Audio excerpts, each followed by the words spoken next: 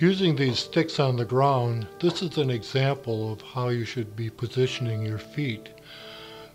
With your foot that's forward, from your heel back, it should miss your back feet for about 6 or 7 inches.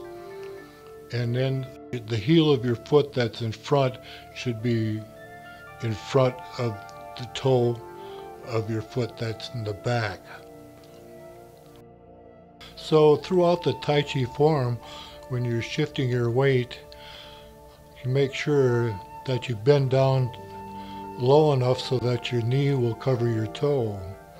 And the weight distribution on the leg that has the most weight would be 70%, and the other leg would be 30%. And that stands true through the entire form. So in Tai Chi, when you're making a forward step, you want to be sure you step out with your heel first, and then actually you start to begin to feel the weight in the bottom of your feet, and then the weight itself. It's like 3 steps: the heel first, the bottom of your feet, and then the weight. So you never think of this when you're walking around, being on automatic pilot, but this is what Tai Chi kind of gets everything done in little details, So to step out with your heel first, and then feel the bottom of your feet on the ground, and then the weight. And so there's actually a Tai Chi movement called left brush knee and right brush knee that you can actually practice with this. So now you have, remember we talked about shifting your weight and turning your waist at the same time? That's exactly what you're doing here. Then again, the hands direct the movements. The waist initiates the movements. Upper and lower body always move together. You can't, you can't move your upper body without your lower body coming along with it.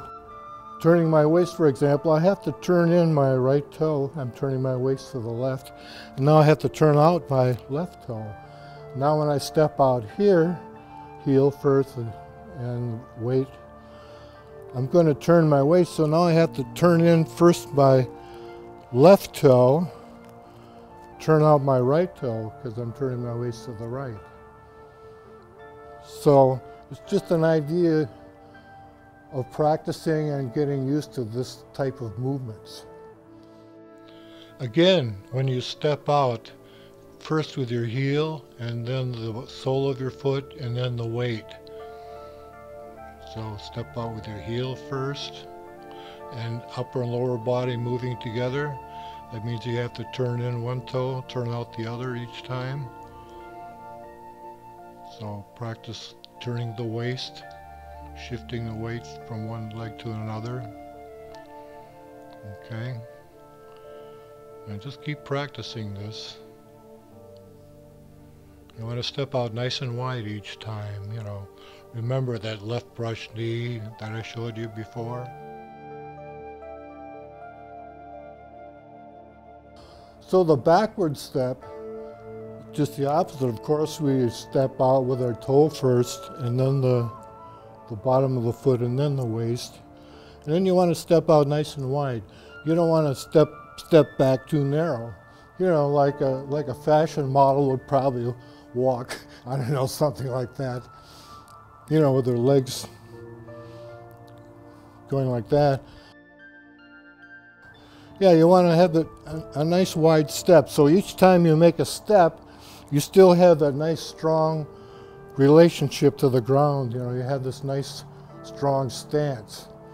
So when we're doing the standing meditation, what I didn't mention before is that you think of yourself as like a tree.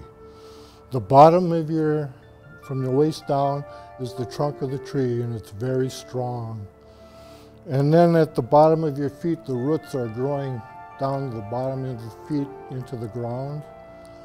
The upper part of your body is like the branches of the tree. They're loose. They can sway around. And so this is how the body feels, and this is how the body feels as you're doing Tai Chi. Try to think about yourself as a tree and being really strong down here, really loose up here. Okay?